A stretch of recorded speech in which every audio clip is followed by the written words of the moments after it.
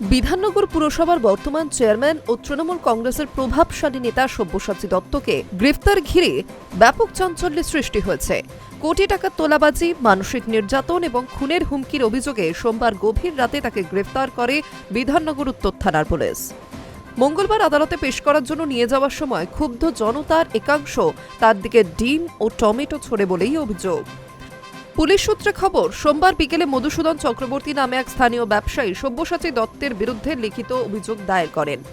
অভিযোগে দাবি করা হয়েছে 2018 সালের ফেব্রুয়ারি মাসে ওই ব্যবসায়ীর কাছ থেকে নগদ 1 কোটি টাকা তোলা নেওয়া হয়েছিল।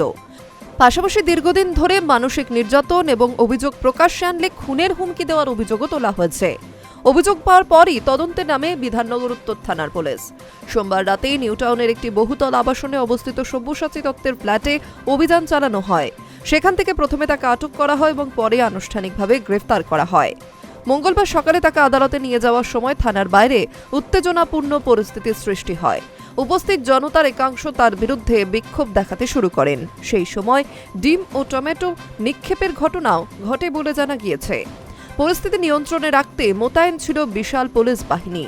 উল্লেখ্য, সদ্য সমাপ্ত নির্বাচনে বারাসাত বিধানসভা কেন্দ্র থেকে তৃণমূলের প্রার্থী ছিলেন সব্যসাচী দত্ত।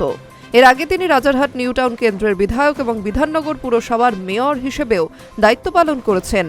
বর্তমানে তিনি 31 নম্বর ওয়ার্ডের কাউন্সিলর ও পুরসভার চেয়ারম্যান পদে রয়েছেন। ঘটনাকে কেন্দ্র করে রাজনৈতিক মহলে তীব্র চর্চা শুরু হয়েছে। যদিও অভিযোগের বিষয় সব্যসাচী দত্ত বা তৃণমূল কংগ্রেসের পক্ষ থেকে এখনো কোনো আনুষ্ঠানিক প্রতিক্রিয়া পাওয়া যায়নি। পুলিশ ঘটনার সমস্ত দিক খতিয়ে দেখে তদন্ত চালিয়ে যাচ্ছে। Hi News network.